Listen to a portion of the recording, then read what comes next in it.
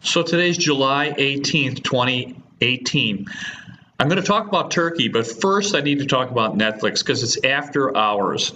Now, Netflix is part of the FANGs. That's Facebook, Amazon, Apple, Netflix, and Google. These five stocks have driven the indexes up and up and up. They account for most of the gains for the S&P and some of the Dow.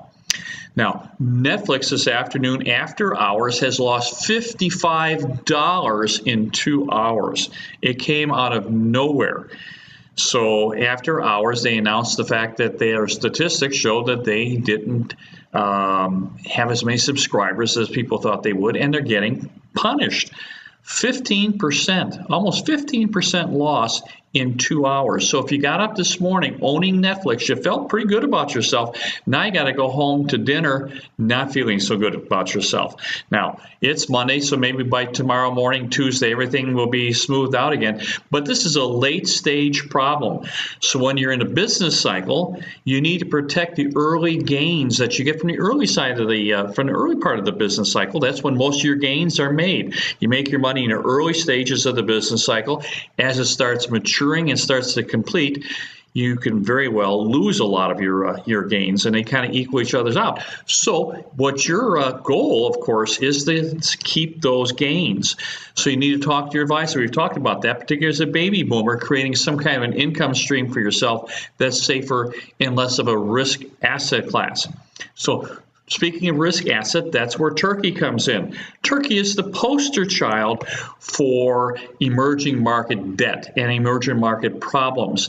Today, their 10-year note, now this is a sovereign 10-year note, so this is by the government of Turkey, is almost 16%. So the U.S., we're squawking when it's just a little over 3. It spiked to like 3.05 or 3.08. It's currently about 2.75. U.S., Turkey, it's almost 16%. 3-4 weeks ago, it was right around 12 or 13. So it's rising. It's rising for that because risk has entered into the Turkish market. And of course, a lot of people are thinking they're not going to get paid off. And their currency is being punished. And a lot of their debt, like $300+ billion, is denominated in US dollars.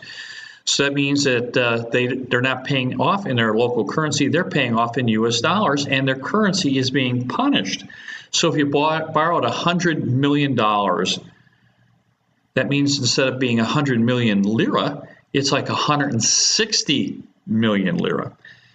So this is a problem, and this becomes pervasive throughout the emerging market as the US dollar strengthens. It means their local currency declines, and it becomes very onerous for these countries to pay back, and a lot of them default.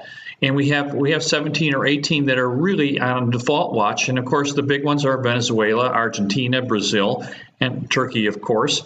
But there's 15 or 16 others. So it'll become a domino effect. So risk has entered the marketplace in a really, really big way. And this is just pervasive, and it's part of the late stage business cycle environment. So protect yourselves, talk to your advisor. Let's try and get an income stream, because you're going to need an income stream if the business cycle completes, and they always do.